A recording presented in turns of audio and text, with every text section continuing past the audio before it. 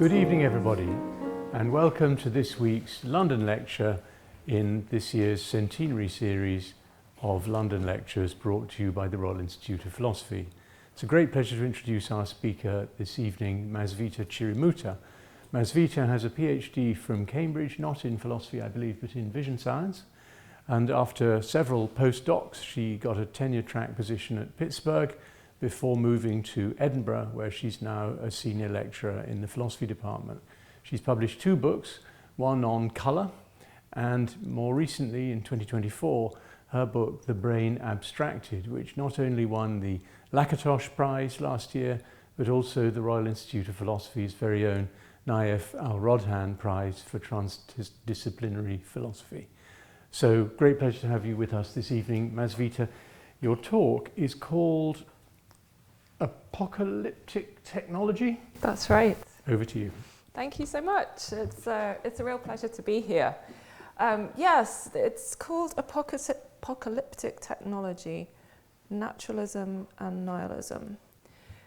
Yeah, so there's so much chatter about AI at the moment. I've been part of these conversations, but I'm also getting a little bit tired of them, and I want us to be talking about other things, not only AI.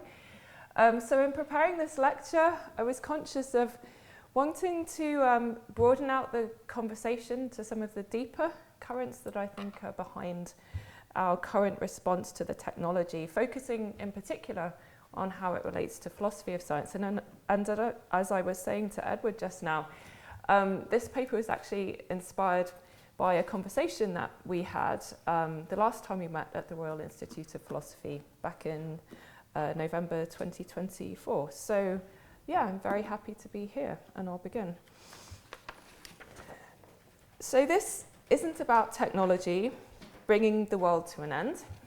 Apocalyptic is meant in the original sense of bringing about a revelation, making apparent something that lay concealed. The revelation in question concerns the scope of scientists' understanding of the natural world. It's been common to assume that there is no limit to scientific understanding, that in principle, if not in practice, everything can be figured out. I aim to show how a particular technology, deep learning AI, used as a tool for scientific modelling, reveals certain limits to the intelligibility of the natural world. What this also reveals is the extent to which scientific understanding has rested on an article of faith, belief in the scope of human understanding. Amongst scientists, this belief is normally left implicit, rarely articulated, but still a precondition for their research. I'll say how the assumption played a role in my own experience as a young neuroscientist, and how the later introduction of AI tools drew my attention to it. This is also about naturalism, and naturalism is the denial of anything non-physical or supernatural, standing beyond scientific explanation. Naturalism is also belief in the intelligibility of the universe, the assertion that nothing is fundamentally mysterious. As proclaimed on the desk sign of a neuroscientist interviewed in the journal Science, everything is figure-outable. If we call this belief into question, we then have the question of why scientists assumed this. To the extent that their assumption was made explicit, what justification was given for it? We'll see that back in the 17th century, during the so-called scientific revolution, the justification was theological. This brings us to ask, without God, without the theological justification, can we assume that the human mind has the capacity to make sensible the various immensely complicated workings of nature? Can we reasonably be naturalists? This is where nihilism comes in. Without belief in the ultimate intelligibility of the universe, does science devolve into engineering, the exercise of power over nature without the ideal of understanding it? We risk a crisis of faith for science itself, and I will show how Friedrich Nietzsche, self-declared prophet of our nihilistic times, diagnosed this tendency long before the arrival of today's technology. Drawing on examples in biology and neuroscience, I will then discuss how scientists themselves are reacting to the current predicament. What's most surprising is that Nietzsche anticipated two trends in the life sciences today, which are each in different ways responses to the problem of nihilism. But that is by no means to endorse them. In the closing part of the lecture, I'll present some ideas about the place of philosophy in this discussion. Though currently my academic home is a department of philosophy, I started out my career as a scientist in a lab. The research that led to my PhD was a combination of psychophysics, which are experiments testing visual thresholds, and computational modelling, simulating the responses of neurons in the early visual system, primary visual cortex, which is this orange blob on the slide. And we wanted to see if our models could predict the thresholds we measured. My supervisor, David Tolhurst, had done seminal work in the 1970s, recording directly from these neurons, seeking to establish the hypothesis that the basic operation of cells in this area is to act as a linear filter of messages, originally landing on the retina and passed up via the optic nerve to the brain. If the cells are linear, it means that you can predict how they'll respond to any image or pattern of light sent to the eye, just on the basis of how they respond to very simple artificial stimuli like these ones here. If the linearity hypothesis were correct, it would mean also that the behaviour of these cells could be summarised by what is mathematically a very simple equation with just a few variables. Already in the 1990s, it was clear that there were discrepancies between the data and the linearity hypothesis. In particular, it was found that the activity of any one neuron was influenced by the responses of other neurons to an unexpected degree. However, my supervisor and the other researchers were aiming to make a few tweaks and additions to the original linear model that would account for these discrepancies and ultimately allow us to predict how those neurons would respond to realistic images, just the kind of images that you would see as you look around a room like this. I was in the lab in the early 2000s and we had some degree of success with these adjustments. We published 3 articles on this, but I could tell that David was never really happy with the results and he kept tinkering with them. During my time as a student, I remember thinking how curious it was that we were attempting to encapsulate the workings of these neurons in models which were, to be honest, trivially simple. From reading the literature on visual cortex, it struck me that there was a great deal of intricacy here that was hard to pin down. And my supervisor had been studying these neurons his whole career, and he knew tons about them, but he still wasn't happy that he'd figured them out. So if one cell is such a challenge, what hope would we have for the entire brain? And yet, if the linear hypothesis were true, there was hope, because in the face of all this apparent complexity, there would be one straightforward mathematical principle at play.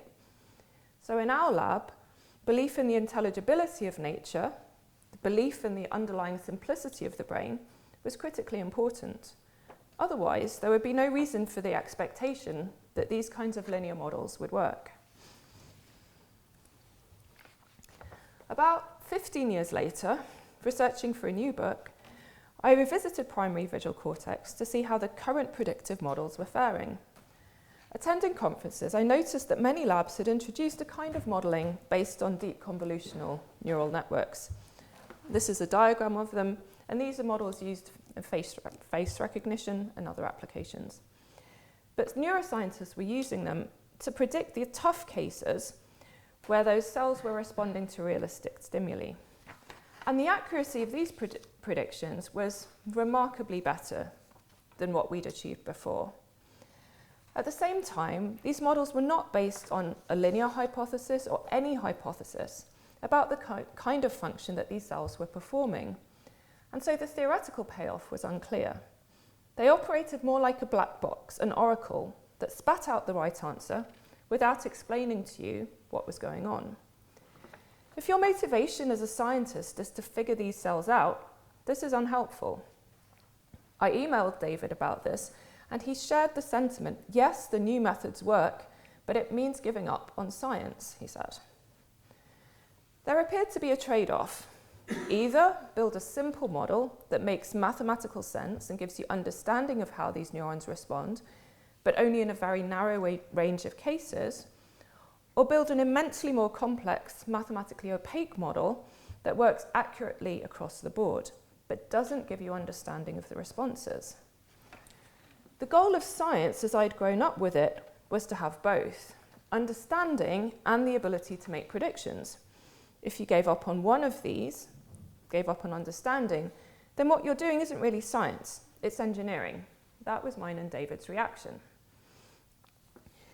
In this way, I came to reflect on the significance of these developments, asking what these new AI modelling technologies had revealed.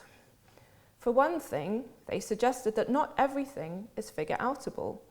There may be some things in nature, like a single cell of a living brain, whose workings are so involved that to predict their responses, scientists need to use AI and build models of such mathematical complexity that those models no longer make sense to their users. This would mean that science, with its central goal of understanding the natural world, has some limits. But because of the bounds of how much complexity one person or one group of people can make sense of, no matter how intellectually gifted, some questions about the natural world might not have intelligible answers. The other thing it revealed is the importance of the motivating assumption that we'd had in the lab back then, that the workings of nature were inherently simple enough for us to understand. Why should people, especially scientists, come to think this? It's not obvious when you just look at the world that this should be the case, yet naturalism depends on it, and this is where God comes into the picture. The word simple derives from the Latin simple, simplex, onefold. Complex means manifold. Unity, harmony, and simplicity are characteristics attributed to the divine across religious traditions. Could it be that in past times, when modern science was in development, a religious cultural background made it natural to associate simplicity not only with God, but with the world created by God and investigated by scientists? I think that account is basically correct. Numerous examples from the history of science can be given to illustrate it. I'll mention Galileo because his case is more often brought up to point out the hostility of religion to science. In a famous passage, he writes, "Philosophy, by which he means physics, is written in this grand book, the universe, which stands continually open to our gaze, but the book cannot be understood unless one first learns to comprehend the language and read the letters in which it's composed. It is written in the language of mathematics, without which it is not humanly possible to understand a single word of it. Without these, one wanders around in a dark labyrinth." The metaphor of the grand book draws an obvious comparison with the other book, the scriptures, that God provided so that we should know him. In Galileo's dialogues concerning the two chief world systems, we find a startling claim about the power of mathematical reasoning, that in its capacity to attain necessary truths, it is essentially like God's intellect, though limited in scope because we are finite creatures and God is an infinite being. With regard to those few mathematical truths which the human intellect does understand, Galileo writes, I believe that its knowledge equals the divine in objective certainty, for here it succeeds in understanding necessity, beyond which there can be no greater sureness. A thing I should point out here is that mathematical representations, like the fundamental laws in physics or the linear models I mentioned earlier, are the chief means by which modern science has achieved a simplification of nature. Mathematical representation is an abstraction, away from the imprecise, hard-to-pin-down shifting character of things as we encounter them with our senses. The abstraction yields a pared-down object which only bears exact measurable properties.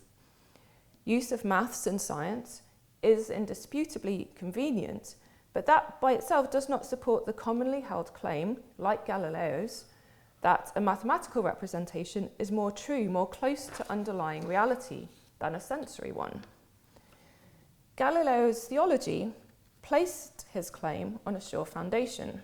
Not only did God put mathematical relations into the architectural plan of the universe, but in addition, we are endowed with a godlike faculty for apprehending those relations. In a book, The Mind of God and the Works of Man, Edward Craig characterises the 17th century as an epoch which deified reason, figuratively and almost literally, as he puts it. He argues that this was bound to have an impact on ontology, how people took things fundamentally to be, leading to the view, as he writes, that reality was an appropriate object for man's cognitive powers, that the world, in other words, was a thoroughly intelligible place. Nothing would be more natural, therefore, than to hope and expect that the universe was, in principle, intellectually transparent. End quote. So it's well recognised that Isaac Newton was heavily preoccupied with theological as well as alchemical pursuits. He asserts that, as he says, nature is exceedingly simple and conformable to herself. This notion of nature being conformable to herself just means that what's discovered in one place and time or scale is likely to be found similarly elsewhere. Newton uses this to argue that the rules of motion observed at larger scales are likely to hold for small things too. Thus, we see that regularity and uniformity are important components of the idea that nature is inherently simple. Some degree of regularity is in fact a condition for the possibility of scientific knowledge. If things were always changing up on us, we couldn't rely on inductive reasoning. We couldn't use past experience as a guide to the present. The emerging scientists of the 17th century were confident that God would not have put us in that predicament. But what if God goes out of the picture? It's not coincidental that worries about induction were first voiced in the 18th century by David Hume, an atheist. How do we know that the sun will rise tomorrow? What grounds our confidence in the uniformity of nature? Hume, lacking the divine insurance policy, was the first to wonder.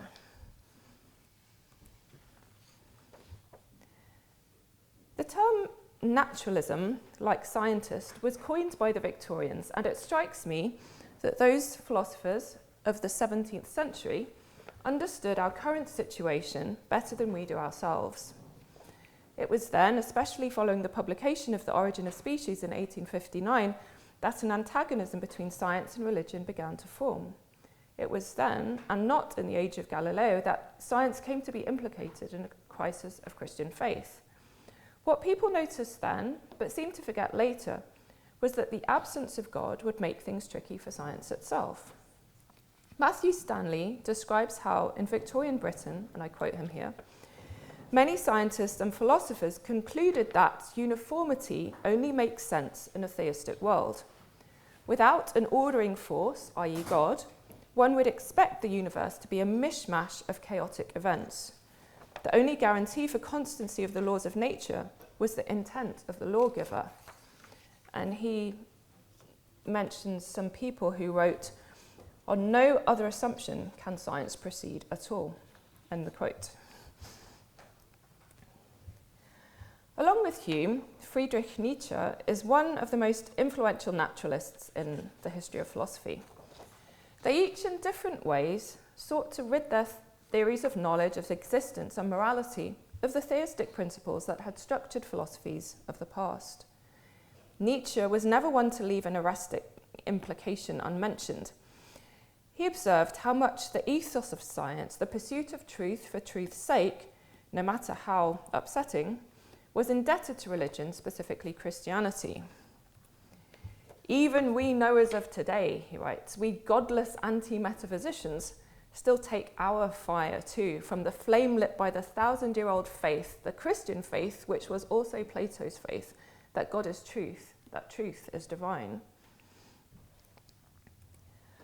When Galileo and Newton justified their endeavours by claiming that there is a hidden, simple, eternal and mathematically intelligible order to the universe, their theology was of this sort. We have seen that scientists carried on working on the assumption that everything is figure-outable, and that in turn rests on the idea that things are inherently simple enough for us to understand, even when they look horribly complicated and intractable. Whether the underlying simplicity consists of Platonic forms or mathematical laws of nature, it's hard to see how science, the quest for understanding the natural world, survives without some such belief in the order and simplicity that transcends the manifest complexity of the world. Nietzsche didn't think it would. For Nietzsche, the death of God was no less the death of science. In his rejection of Christianity, Nietzsche was equally at pains to rid himself of the metaphysics that had motivated and shaped the sciences through belief in the intelligibility of the cosmos and the possibility of obtaining simple, eternal truths. All is complex, all is flux, including knowledge. Knowledge is power. Instead of science, we have technology, or rather, science reveals itself to have been technology all along. One feature of Nietzsche's account that I should mention is that the supposedly otherworldly ideals of Christianity and Platonism are unmasked to be contorted power plays. Will to power is the all-pervading force in human life and all life. Science could never have been the disinterested pursuit of truth. It only ever was a means for the acquisition of control.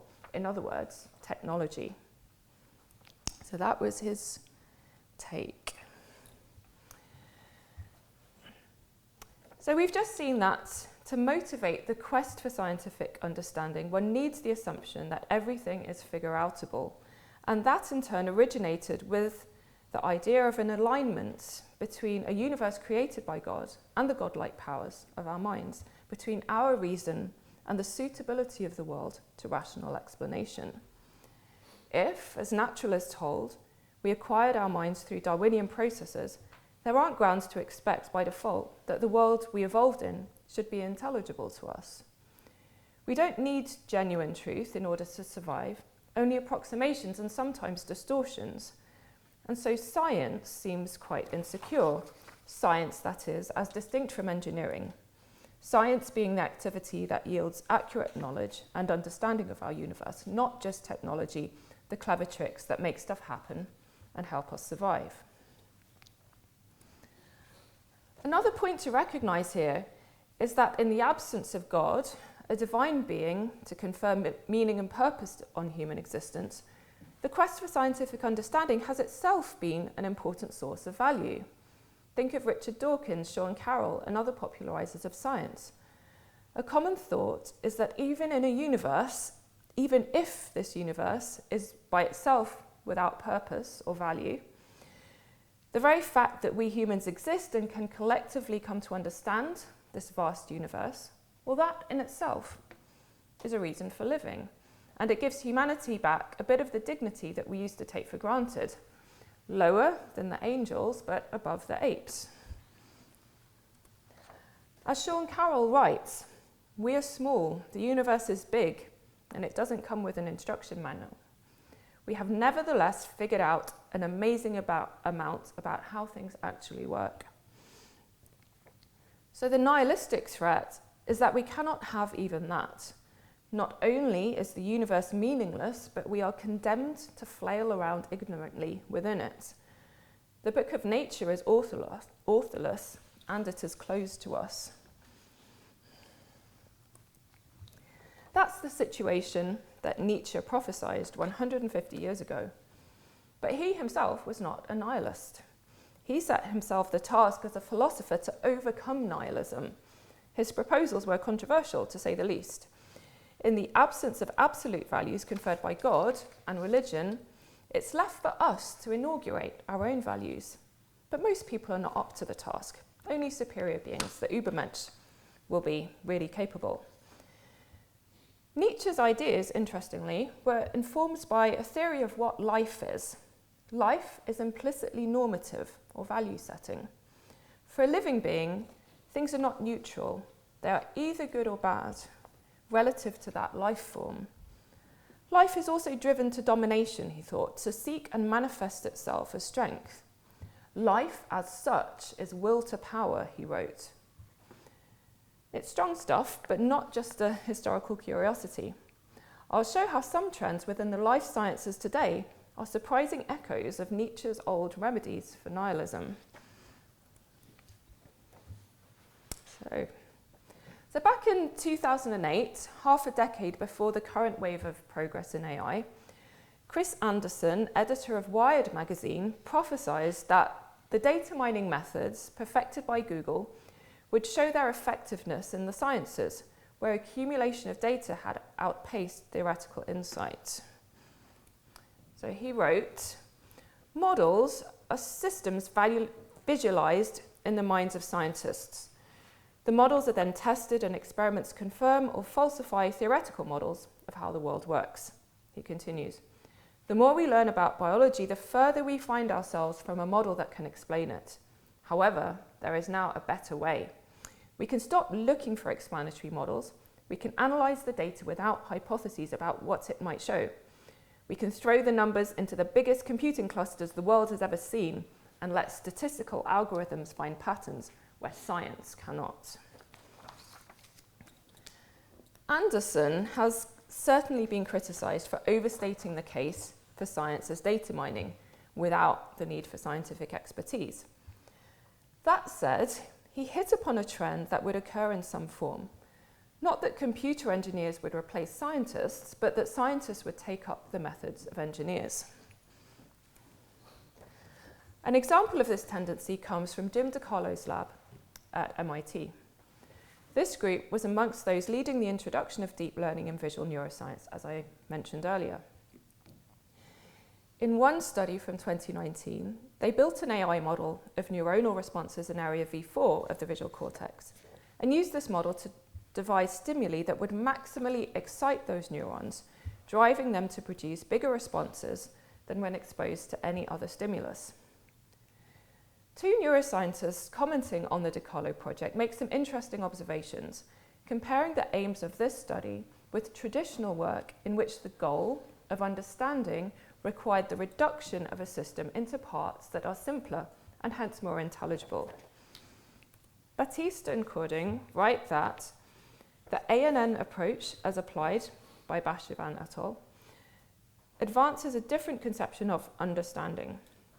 We understand a system when we can control it. That's the DiCarlo view. Most of us understand our cars in this latter sense, predictability and controllability, without really understanding them in the former, old reductive sense. The authors, by showing that they can steer neural populations to pre-selected states, have demonstrated that they indeed understand the visual system in the sense of controllability.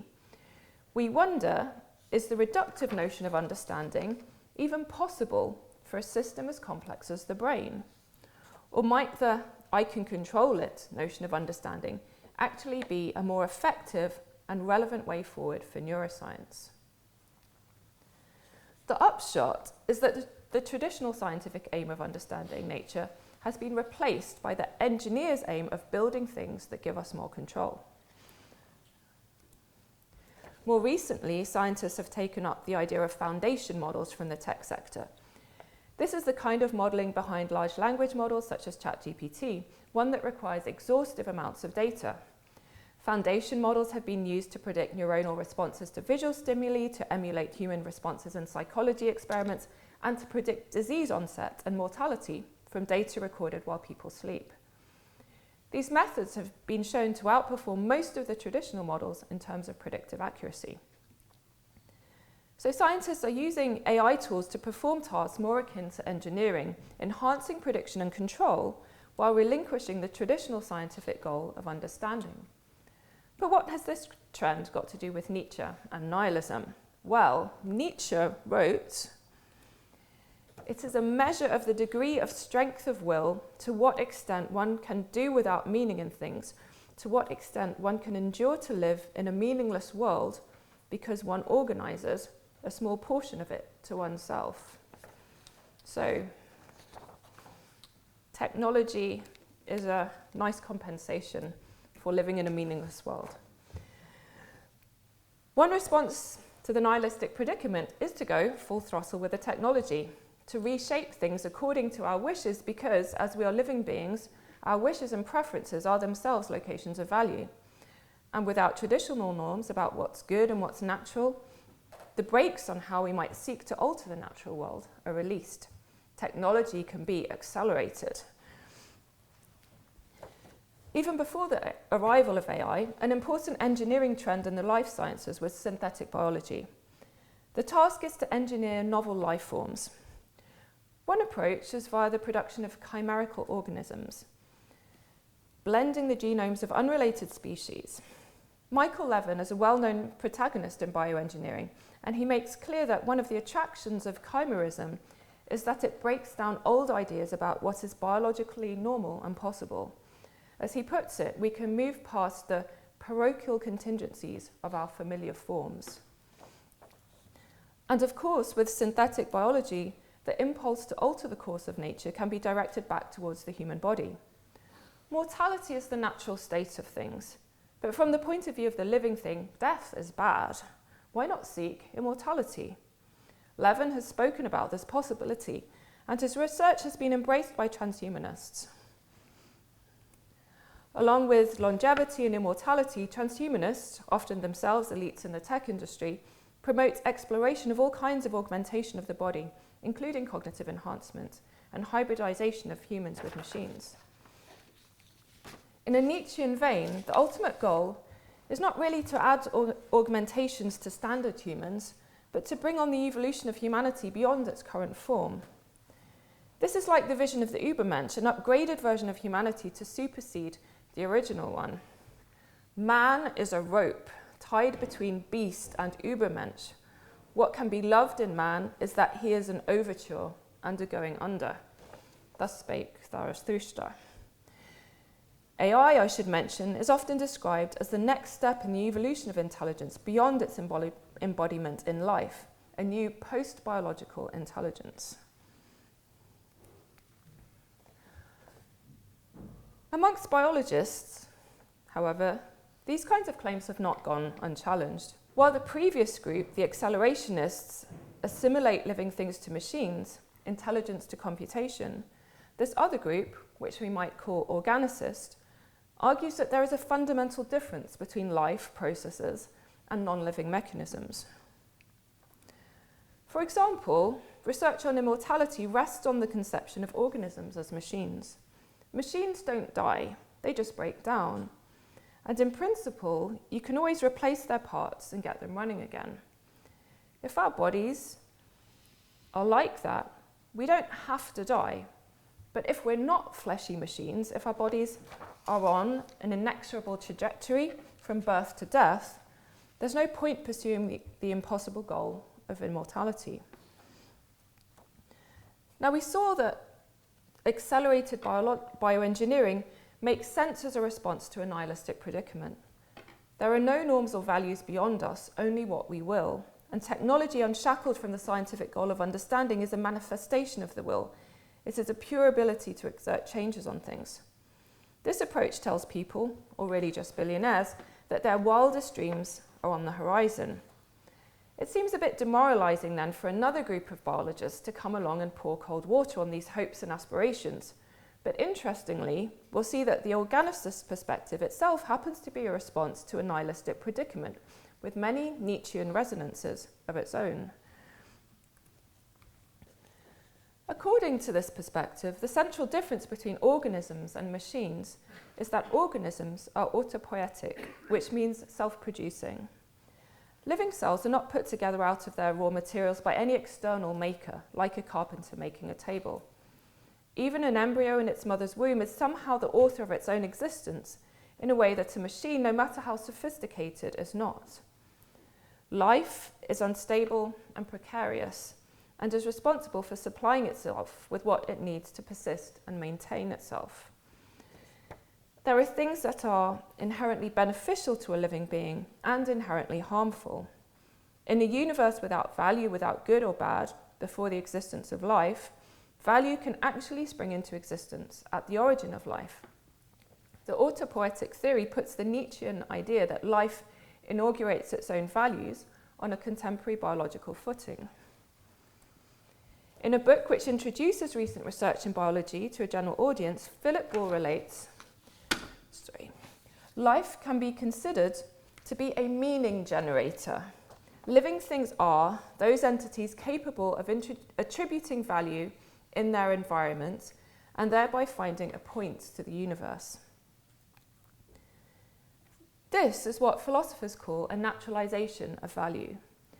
Whereas the old philosophical tradition supposed the origin of value to be transcendent, certainly more elevated than to be within the reach of scientific investigation, naturalization brings things down to earth. Given the prevalent skepticism about transcendent values in our secular age, This helps to address the nihilistic worry that there simply are no values, that everything is valueless. Similarly, the organicists offer a naturalisation of agency. A familiar worry is that science supposedly tells us that everything that occurs, actions of people included, are determined by the laws of physics. If this is so, there is no genuine choice and human beings are not agents but automatons, following the dictates of their hidden programming as much as any robot does. A recent book by neurogeneticist Kevin Mitchell provides a compelling alternative to this dismal picture. He writes, "All living things have some degree of agency. That is their defining characteristic, what sets them apart from the mostly lifeless, passive universe. Living beings are autonomous entities, imbued with purpose and able to act on their own terms, not yoked to every cause in their environment, but causes in their own right." Autonomous is the key concept here. We use the word informally just to mean free, independent, but more technically it means self-legislating, setting your own rules. The idea is that as soon as a life form establishes norms of good and bad for itself, it also establishes rules, i.e. that this beneficial thing is to be pursued. And what's more, with self-generation, autopoietic beings instigate a partition between the self and not self. The most minimal form of this partition is the membrane of a single-celled organism, such as a bacterium. It implies no consciousness or sense of self, but it means that there is a meaningful difference between causes that are externally imposed on the organism from without and causes that originate from within. Free actions are ones that involve this internal locus of causation. Agency is, according to Mitchell, the defining characteristic of life. As he writes, "The story of agency is the story of life itself." Again, the Nietzschean theme comes up with this emphasis on willing. Life as agency is what wills things for itself and seeks to make them come about. Life has a freedom unseen in non-living machines, according to this view. Biologists of this school have also offered grounds for thinking that AI in non-living machines will not be conscious or genuinely intelligent. It's argued that normativity, autonomy, and agency are essential foundations for cognition. This is because in an endlessly open and rich world, with countless stimuli that could be registered and data that could be processed, a cognitive system needs to decide what to cognize. For living things, some stimuli are relevant to survival and flourishing, and others are not. Biological normativity solves what is called the frame problem in philosophy of AI, the problem of discriminating relevant from irrelevant amongst all the different real-world events that could possibly be tallied. Current AI does not actually solve the frame problem because it's engineered by humans and relevance is determined by our wants. My purpose here is not to adjudicate between these two very different approaches within biology. The thing to note is that in addressing the question of whether there is any meaningful difference between organisms and machines, between biological intelligence and computer processing, everything turns on adherence to contrasting conceptions of life, whether mechanistic and endlessly open to engineering, or agential and endlessly liable to reorganize itself, setting limits to external control. As different as these conceptions are, they both lead back to Nietzsche and his attempt to be a naturalist without nihilism. While this may be more overt in the transhumanist corners of biology, if anything, the Nietzschean credentials of organicist biology are more convincing. Underlying transhumanist dreams of immortality and post-biological intelligence, we can detect the old yearning for transcendence that Nietzsche detested. What else would uploading your mind be but a secular replacement for ascent into heaven? Dreams of silicon replacement reveal an inability to accept perishable bodily existence. The opposing position, which grounds agency and intelligence in our mortality, is, in a way, more life-affirming.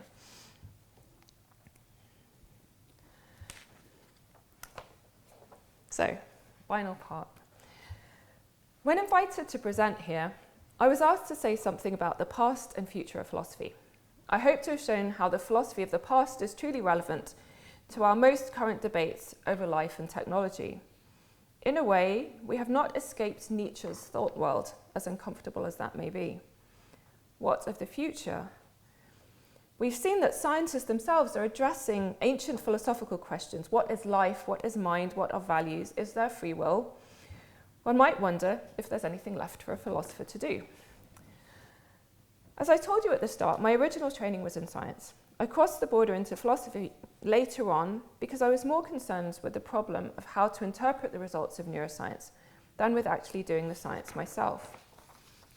Scientific results are often presented to the public as if their philosophical significance were obvious and unambiguous. The neuroscience of agency is a great example. This experiment proves that free will is an illusion. The headlines write themselves. But as Henning Schmidgen, a historian and philosopher of science, observes, the connection between will and knowledge, between power and reason, is by no means a merely natural historical one, but also a cultural historical one. The debates around free will illustrate this impressively. And I'd like to highlight those words, cultural, historical. I hope you would agree that the dispute between our two camps of biologists is quite odd and confusing unless we put it in a suitable cultural and historical frame. And that's a task that philosophy is able to take up. We saw just now that the accelerationists and the organicists disagree quite fundamentally about what life is, and that the disagreement is not purely theoretical, but reflects a difference in attitude or evaluative stance towards human life and its mortality. I'll elaborate a bit more on this. Georges Canguilhem was a 20th century historian and philosopher of biology, whose most famous student, incidentally, was Michel Foucault. What Canguilhem took from Nietzsche is not that life is will to power, but that life is error. Life instigates norms, but in that very moment initiates the likelihood of failing with respect to them. As living beings themselves, biologists have no neutral starting point from which to begin to theorize life. A French philosopher of his era lets grant Canguilhem the idea that biology involves a little bit of existentialism, and bring this to bear on our discussion of the two camps. In the dispute over whether AI is genuinely intelligent, the tech-friendly accelerationists tend to accuse AI skeptics of putting human intelligence on a pedestal because they're attached to the idea of human specialness. The charge is that they're conceited about our human capacities. According to Michael Levin, the organicists lack, to quote, humility with respect to engineered constructs such as embodied robotics, software AIs, and language models. But the accusation of lack of humility could equally be levelled against those like him who assume that the products of engineering are those equal to the ones crafted by eons of evolution. There, the conceitedness shows an exhilaration at the capacities of human engineers. So there is arguably conceit and humility on both sides, with a difference in how they're distributed, reflecting ultimately a difference in choices of values that philosophical reflection can do more to analyse. An old accusation against those who attribute agency and goal-directedness to all living things is that it anthropomorphises the natural world. But the bioengineers who equate living things and machines can equally be accused of anthropomorphism for understanding the natural world only insofar as it's consistent with the design principles and processes that humans employ in engineering. In Canguilhem's view, it was inescapable that our human starting points and perspectives would shape the course of biological research one way or another. But since there is no universal human perspective, the ability to establish norms for research itself becomes a site of contestation. We need to ask whose starting points and whose interests are setting the agenda. A criticism of the organicist position is that in its reference to a substantive difference between living and non-living systems, it's invoking some kind of mysterious vital force and is therefore not properly naturalistic. Interestingly, Canguilhem wrote about vitalism in quite a sympathetic way, but did not treat it as a claim about special forces or as an ordinary scientific hypothesis. Its political dimensions, for good or ill, were undeniable. Canguilhem argued that vitalism cannot even be strictly defined because, he wrote, it is an exigency rather than a method, and a morality rather than a theory. By exigency, he meant something like a demand the experience of our own lives places on us to acknowledge an inherent agency and spontaneity. That's a helpful way to frame the writing of a scientist like Kevin Mitchell. His self-declared aim was to reconcile the most advanced biology with, as he puts it, and I quote, the fundamental truths of our existence and absolutely the most basic phenomenology of our lives, which is that we choose, we act. All this framing does not mean that philosophical reflection must remain neutral or non-committal regarding the proposals put forward by the biologists. Criticism of the misanthropy embedded in the transhumanist direction, warnings about unintended consequences are important and perhaps obvious and have been voiced elsewhere. So I have a bunch of sources on this slide. That's a film that's just been released at Sundance Film Festival about the history of AI. It's a paper drawing out the connection between eugenics and transhumanism and the quest for artificial general intelligence. And also wanted to highlight the research of my colleague Shannon Valor, who heads the Centre for Techno-Moral Futures at the University of Edinburgh. So there's plenty of ethicists and people in different parts of the culture, like filmmakers, all discussing these things and criticising some of the ideology behind accelerated synthetic biology. So I'm not going to do that here. Instead, I'll conclude with a few comments directed actually to the organicist side. In the late 19th century, when Nietzsche was writing, an individualistic understanding of evolutionary theory was almost universal. It was all about the competitive struggle for existence, and this, of course, was linked to laissez-faire capitalism and social Darwinism. This understanding of biology was conducive to Nietzsche, who was an individualist and political elitist. Strangely, even though evolutionary biology is now very different, and in many fields of contemporary biology, symbiosis and cooperation are buzzwords, the autopoietic theory retains something of a fixation on the individual organism and its own unique ability to define boundaries, me against the world, and set norms for itself.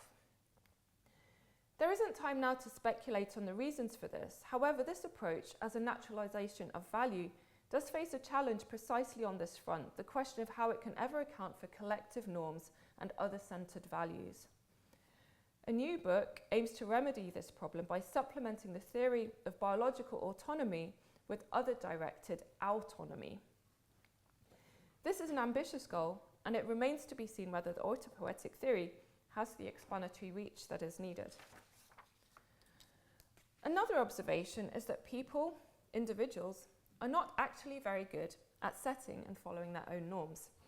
As philosopher T. Nugent describes in his new book, The Score, value capture, constant drift away from the values we consciously wish to pursue, is a pervasive problem in modern life. Perhaps humans, compared to other life forms, are uniquely inept at what is, according to the autopoietic theory, the basic biological function of normative autonomy. Though I should mention this phenomenon of value capture is fully consistent with Nietzsche's opinion that only a small minority of superior people are capable of establishing their own values. In sum, the challenge now for organicists is how to escape from the Nietzschean lure of individualism embedded in the theory of biological autonomy up to now.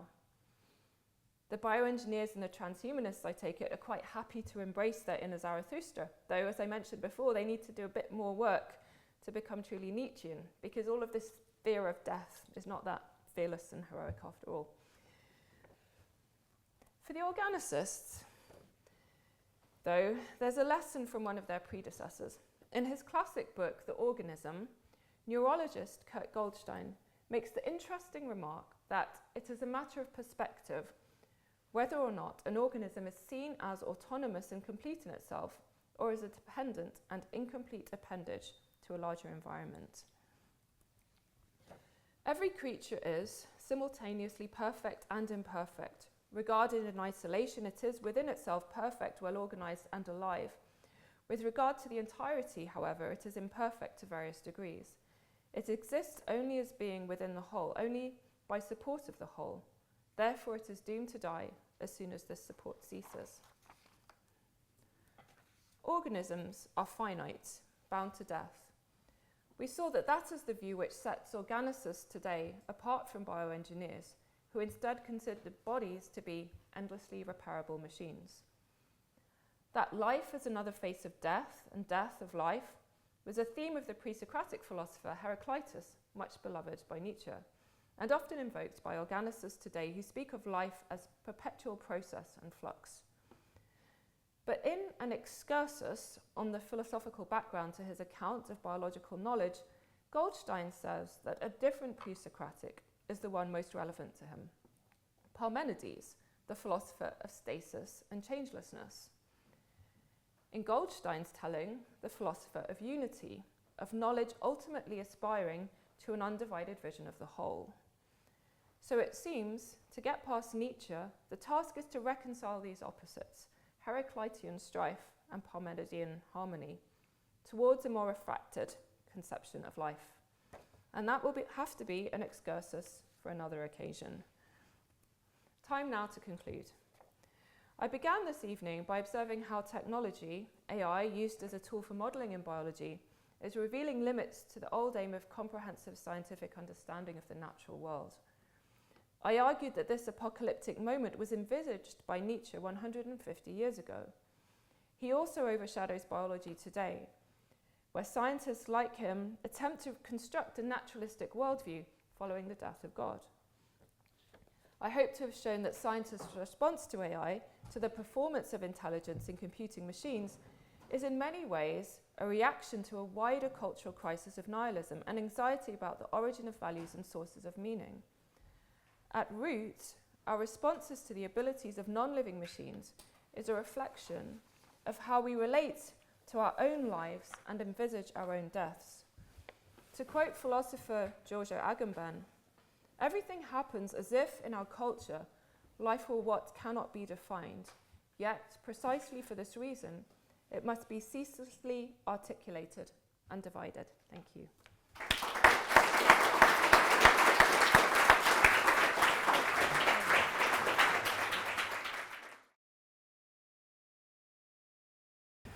So I promised to ask you at most 3 questions. Yeah. First one, going right back to the beginning about naturalism. Yeah. So can you say a little bit more about the link between naturalism and intelligibility? I mean, somebody might say, I'm a naturalist because I'm convinced that there aren't any supernatural things explaining what happens. But I'm not bothered by the idea that I can't explain everything that happens. Naturalism is just the exclusion of supernatural explanations. Yeah, so I think this question of how you divide the natural from the supernatural is the tricky thing here, because at the back of most people's minds of what is supernatural, it's about something like completely mysterious that a scientist could never explain according to the known laws of physics. So something actually, so I do think packed into people's notion of the supernatural when they say this is implicitly some idea about what's inherently unintelligible. Okay, thank you. Next question. Can you say a little bit more about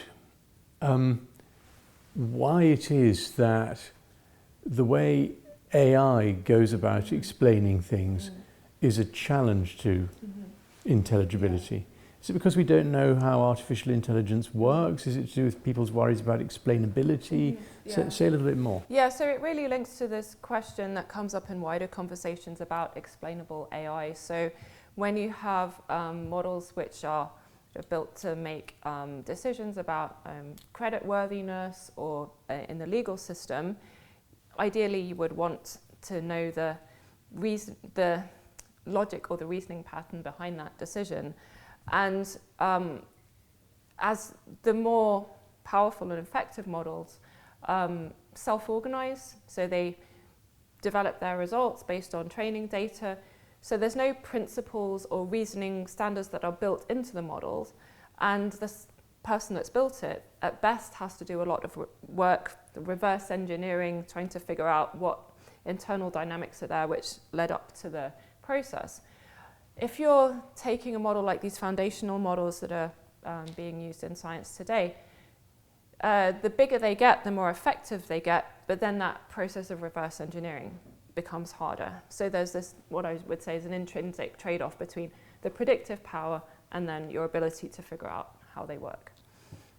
So we can have prediction without any understanding of what underpins the reliability of the prediction. Is that the thought? Mm-hmm. Yeah. Okay.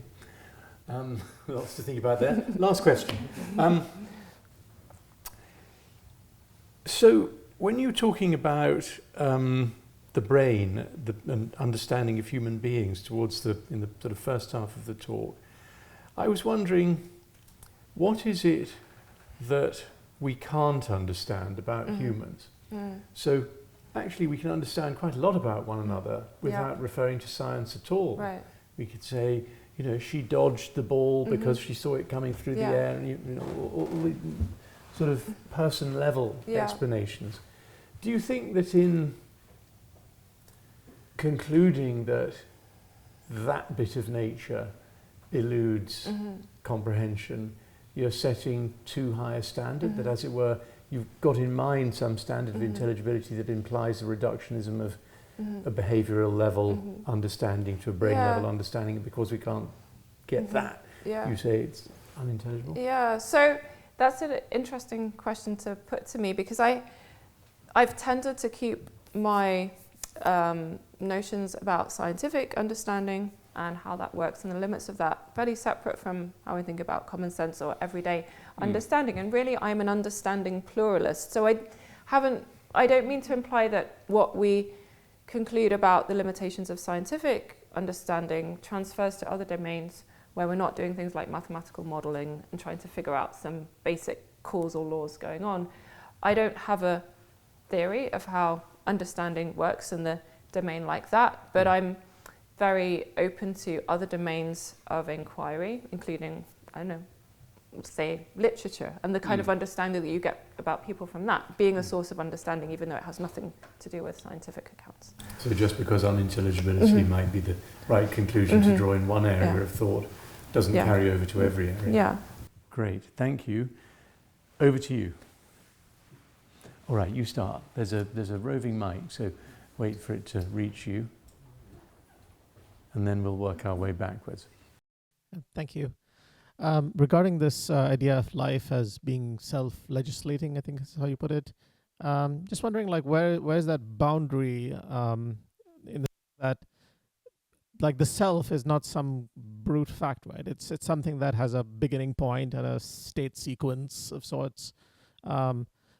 Like the distinction between like the chosen or the legislated by some consciousness or by life as such versus natural, I'm not sure where that lies.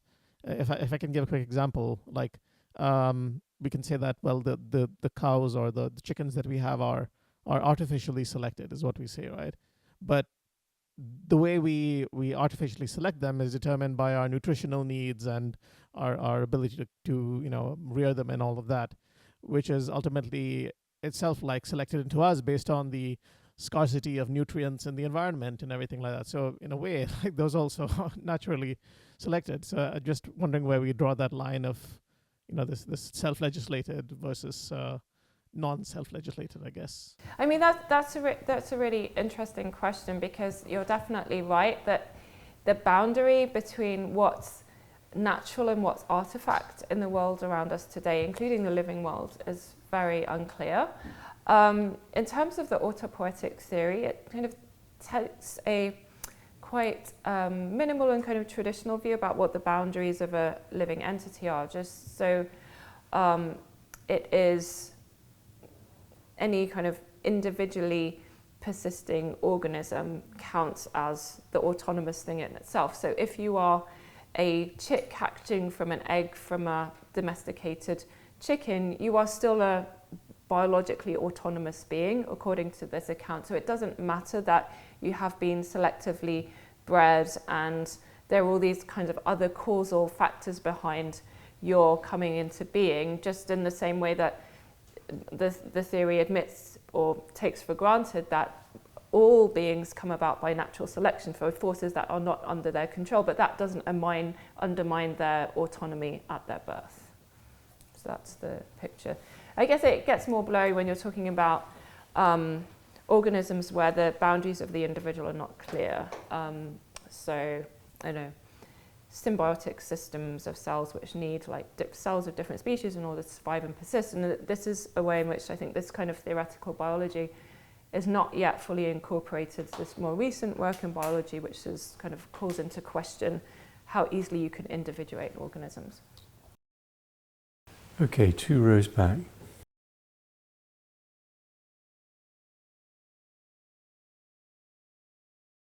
My question comes about where you were speaking about artificial cognition and the accelerationist theory. With the pursuit of a continued Übermensch and artificial cognition, surely that, as humans, we obviously have desires in life to seek experiences, as was proved with Nozick's experience machine experiment. With the development in artificial cognition, do you think that there'll be an erasure of the values that humans seek, having non-artificial cognition and consciousness, and we will simply delve into a pleasure-seeking AI, which would be a manifestation of Nozick's machine? Yeah, interesting question. So, is the thought there, is the scenario there that we kind of hybridize with machines and have access to sort of virtual realities, and then that shifts our norms and values? Yes. Yeah, I mean, under those kinds of, like say, to me, that's still now science fiction scenarios, you could see that would be the case. That's likely what to happen. I mean, if you think of a scenario like that, you're changing some fundamental things about what a human being is. Say we hybridize with machines, and values that we have are related to our own current way of being humans. You would expect values to change as well. I think that's what would be concluded from both of those camps in biology, that the accelerationists and the organicists would say that if you change fundamental things about this kind of biological being, the norms and values that it pursues will also change. Okay, let's keep travelling backwards. Go 1 row back. Okay, well, no, go on. Come forward again. When you were talking about the limits of scientific knowledge, you were then talking about the quote from the man at Dazed about how we have all of this data and then AIs which are looking for patterns effectively, which is happening now, and that we can't put that within a scientific method. So would you say that the sort of comprehension that's giving of the world is an art rather than a science? And is that more of a supernatural or a natural understanding in that? Yeah, I mean, using these kinds of methods, my take on them is that people are not pursuing understanding or explanation. They're pursuing effectiveness, like how quickly can you predict patterns in these data for the purposes of, I don't know, whatever you might want to do with that predictive model. And some have obvious real-world unquestionable utility, like better weather forecasting models. That's something that DeepMind is involved with. So I didn't, in this short, well, it's a long lecture, but it covered lots of topics. So I didn't have time to go into like all of the arguments behind all of this. There are people in the field of AI and science that do have the opinion that they yield explanations and understanding of different sorts, and that reverse engineering is sort of more effective than probably I've made today. So I've given you my opinion on this. There are people that have more of an optimistic view about the ways that these can be used to foster scientific understanding. I mean, for certain things like hypothesis generation. So if you build a model that, I don't know, works really well with this data set and you're an inquisitive scientist, plausibly it could lead you to consider hypotheses and avenues of research that you wouldn't otherwise do. So I've given you something of a one-sided picture of this, just to acknowledge that there's a debate. Okay, let's come back forward. Yeah. Thanks for such an interesting talk. So I've got, I guess it's quite an abstract question about kind of the relationship between value and science, and the suggestion that if we kind of realize that some things are scientifically unanswerable, this might lead to this kind of, this nihilistic thing. So science is kind of, it's born of, in a way, in a sense, our valuing the world, right? A sense of wonderment, of kind of interest in the world and its workings, which, to kind of touch on the AI question, AI doesn't have, right? AI isn't curious. It does what we ask it to do, but it doesn't have an intellectual curiosity the way we do. So even if we find that some questions can't be answered or the answers which may be there aren't comprehensible to us, we'll come up with new questions to ask, right? Because we won't stop valuing the pursuit of knowledge and the attempt to understand, even if it can't, ever be completed. So, yeah, with that in mind, do you think the risk of, a kind of a nihilism is, like, how serious a threat do you think it is? So I do worry that there's a kind of demoralizing impact on, chatbots, LLMs, AI that's being sort of rolled out, especially on young people, because I was reading a news report about how many high school kids are using ChatGPT just to ask questions that they would have in the past had to sit down a bit, or at least like go and do a Google search and like read some things and like cross-correlate a bit more information. So it seems to be, and just the very notion that, well, there's the machine that will give me all the answers without me having any effort, putting any effort into it, and I'm just this kid and I don't know anything and the answers are already out there. It seems to be undermining their curiosity and motivation to study, and this article is reporting that they're going to see these dynamics themselves. So, your own experience of human curiosity is the product of a culture in which these technologies did not exist, and an education system which didn't have them.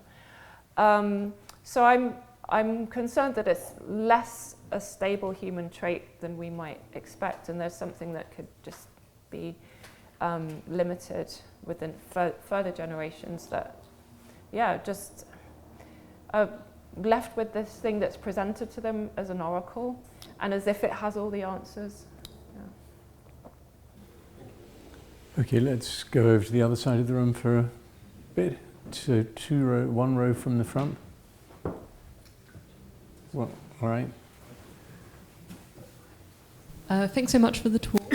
I guess my question is in relation to this intelligibility point, and I'm curious on your thoughts on whether you think that AI poses a challenge to intelligibility in like an inherent sense, that AI is always going to have this by virtue of being an engineering tool, or is it that the current research paradigm that AI is based on is one that sort of has this result, but there are like historical or other ways to refashion it that could avoid that?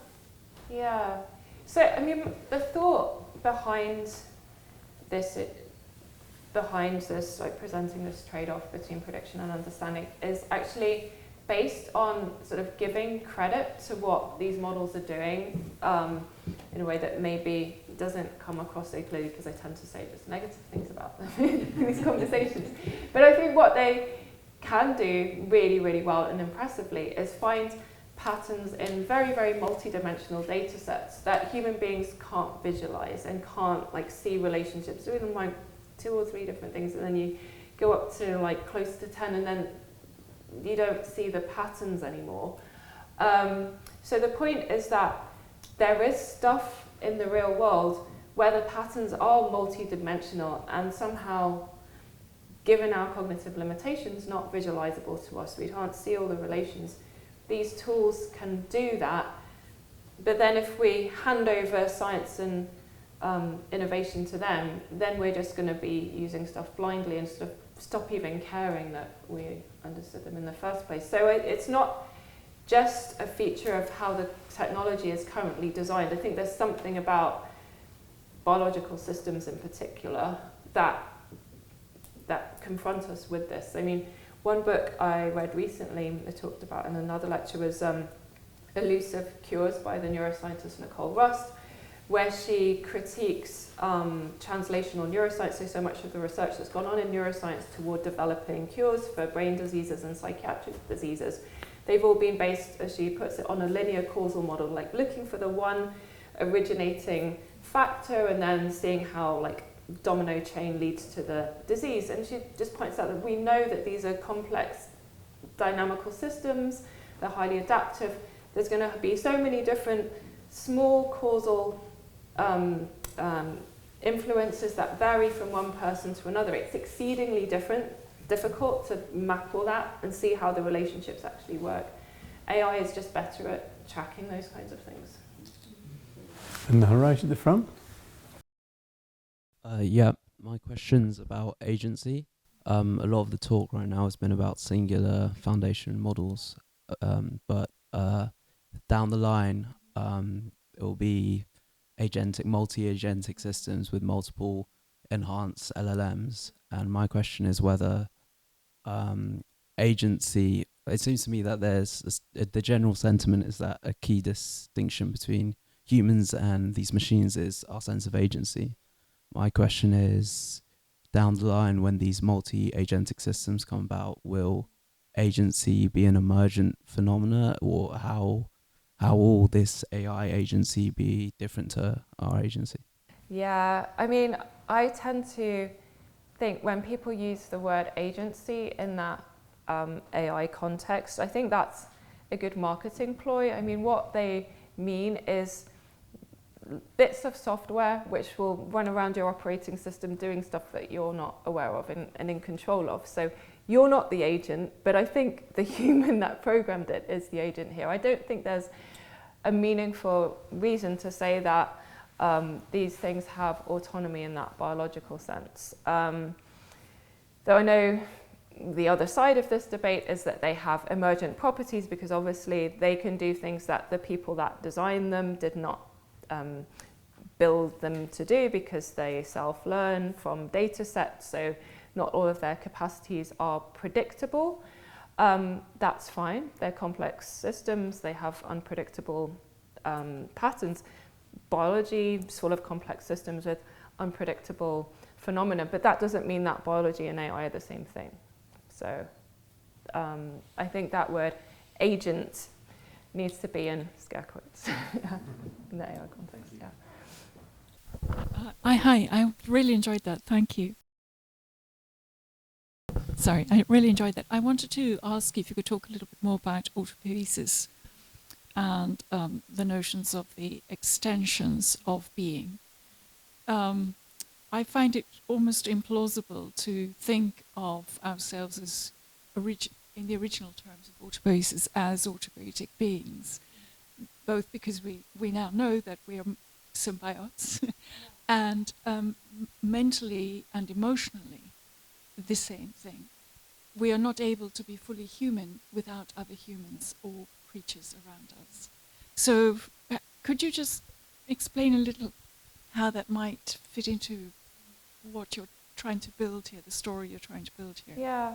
So, I mean, I think this really speaks to that point about the limitations of the theory. I think one of the things about the autopoietic theory is that this is work in theoretical biology where the core move was to create the most minimal model of a biological organism. So this single cell, and what are the minimal components it needs to go across that transition from non-living to living, and certain things need to be in place. This but organism environment boundary, and then how that is maintained by extracting energy from the environment and avoiding harmful events. I think because the core principles and ideas, in order to get theoretical clarity, have had to stick with these minimal systems, and like most of, I think, of the visualizations that you see in the autopoietic theory, it's just single cell, and these are all of the causal dynamics around it, and this stuff about closure of constraints.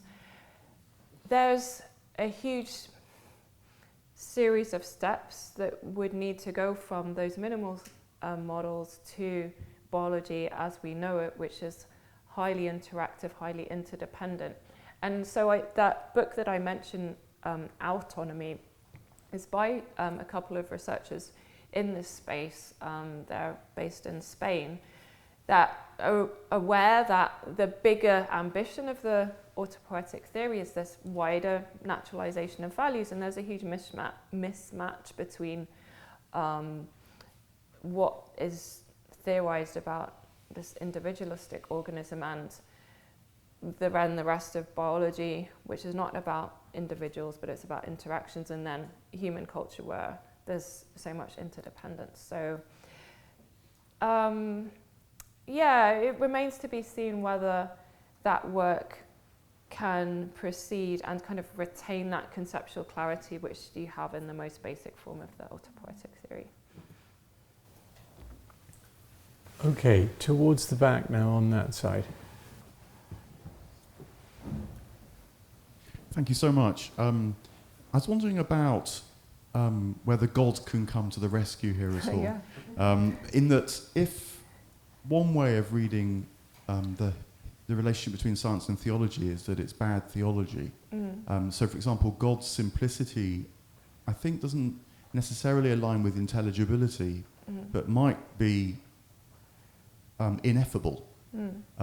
And so the non-intelligibility of nature might somehow still correspond with something that could be grounded in divine ineffability. And you might look to other ways of motivating your investigations, therefore. I mean, obvious one would be the Platonic notions of what's good, beautiful, and true. But anyway, I just wondered whether there's a bit of theology that might be useful to bring in as well. Yes, I mean, certainly I didn't mean to present like the Galilean theology as the only way you can be a theist, but historically that seemed to be the dominant thing.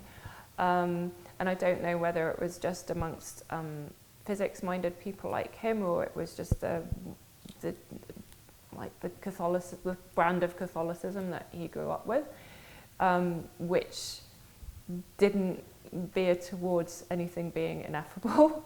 But yeah, certainly take your point that there are different ways of being a theist which would be consistent with the with some things being unintelligible in nature. So yeah. So I was a bit late due to something that came up elsewhere. Can you tell us information about this project we're celebrating 1925 to 2025 on Real Physical for Everyone project? Do you think AI can help us as a proper heritage to experience people to understand their needs, like for instance like patterns and nature and some historical stories, moments? What do you think heritage can come up with? Yeah, so I'd have to pass over to Edward about the actual banner there and the celebrating the 100 years.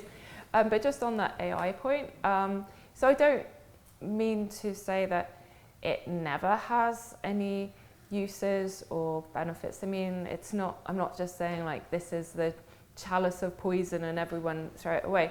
But that said, the environmental costs themselves of building these things and then using them as toys for something that maybe with a bit more effort you could do yourself, and then, you know, utilize your own creativity or make friends with people with skills that you don't have. I'm still not seeing a massive use case for them, but that's my opinion.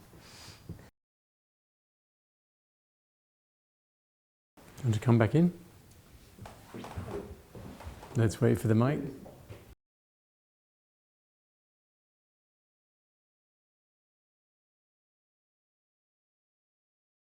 So actually, this question about agency brought up this issue of predictability.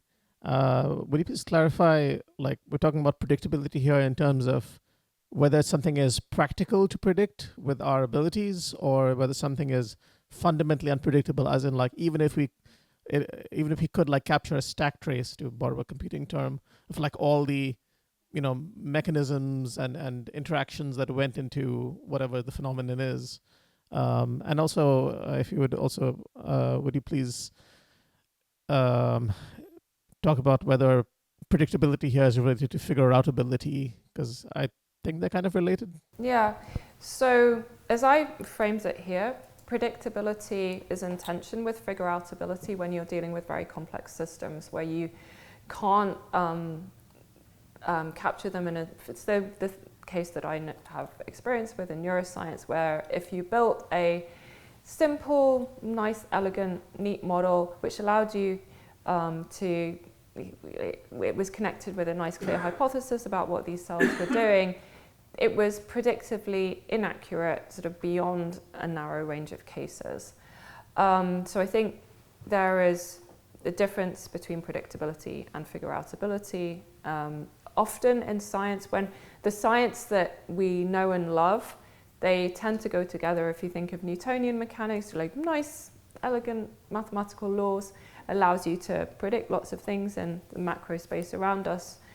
The science we love, they tend to go together. I'm saying that we're reaching this frontier of science where they're pulling apart, and that's creating this tension between normal scientific work aiming at understanding and figuring things out versus prediction, which is more the engineering task, but it's also been a big task of science. But you seem to be also talking about systems which are inherently unpredictable, and I wasn't going into that here, but I think this is an interesting question that also AI could hit a frontier here, because AI is basically a very impressive induction machine. It takes data, past occurrences, and it uses that to make predictions about what will happen in the future. If the past is different from the future, then that breaks down. So it does need an assumption about the stationarity of the world, or like Hume's old problem about the uniformity of nature. And we know that there are things in biology which are inherently quite changeable, so that also puts a limit on predictability.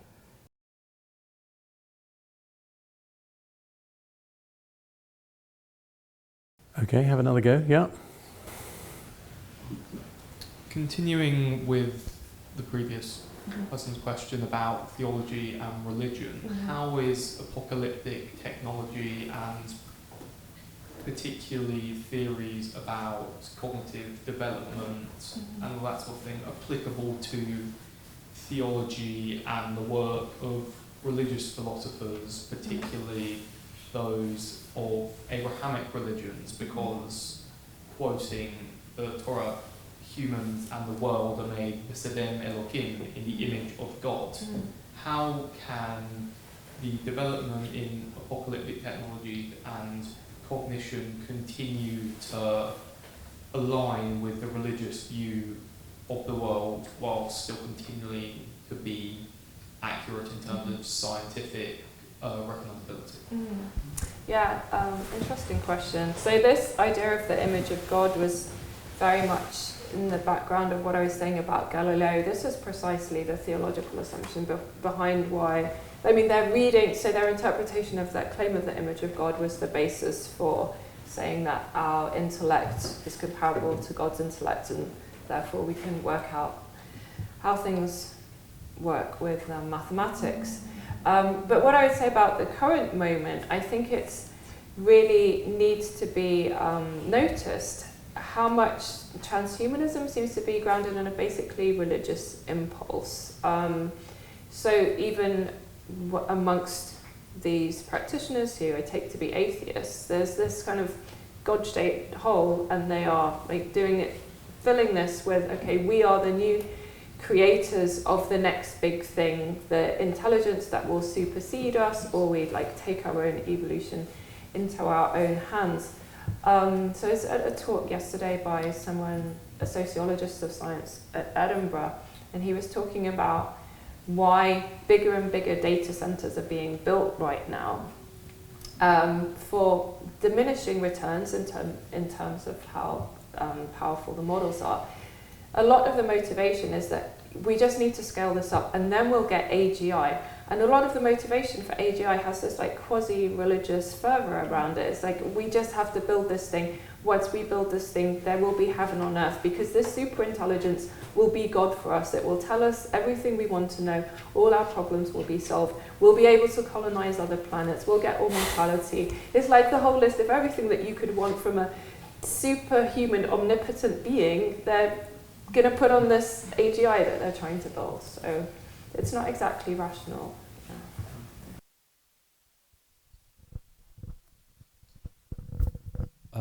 It's a bit of a broad question, and it's vaguely along the themes of your talk. How can we, as a species and individuals, have a healthier relationship with technology? Oh, well, that's... I think it's really difficult at the individual level, because so much that happens is why I don't know, wider social forces around us. And as a parent, you know, even if I set norms and limits on my children's technology use, seems that even their schools are like, saying, oh, well, technology is the future, so your kids need to be exposed to lots of it. So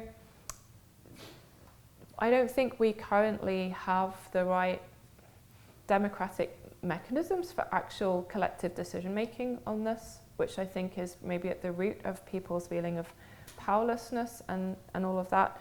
I think people in the kind of tech adjacent world, but not in the tech industry, talk a lot about just learning tech skills as individuals and groups of people, so that you have choices about what kinds of technologies that you use, and you not always depend on the biggest companies. So I think that's a really important thing, and thinking about different models of local organisation and different kinds of communities, because if it's just left to each of us as an individual, it's very hard to be in control of our own uses of devices.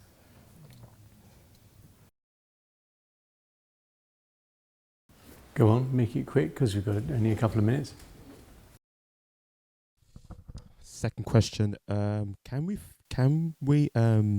scientists can work out different ways to make things more professional and greater atmosphere of different ways to movements of faith and God?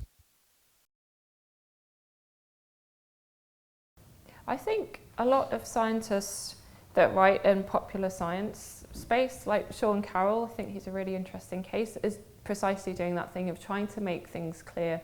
This book's called The Big Picture. It's trying to show how all of these different parts of contemporary science fit together, and then how that fits into a larger worldview, which for him, he calls himself a poetic naturalist. So a naturalist that still wants to have a big place for value and everything. So yeah, definitely there's scientists who care about that. And there, I'm afraid we need things to draw things to a close. Thank you very much for your contributions, and thank you, Mazviita, very much for your talk. Thanks.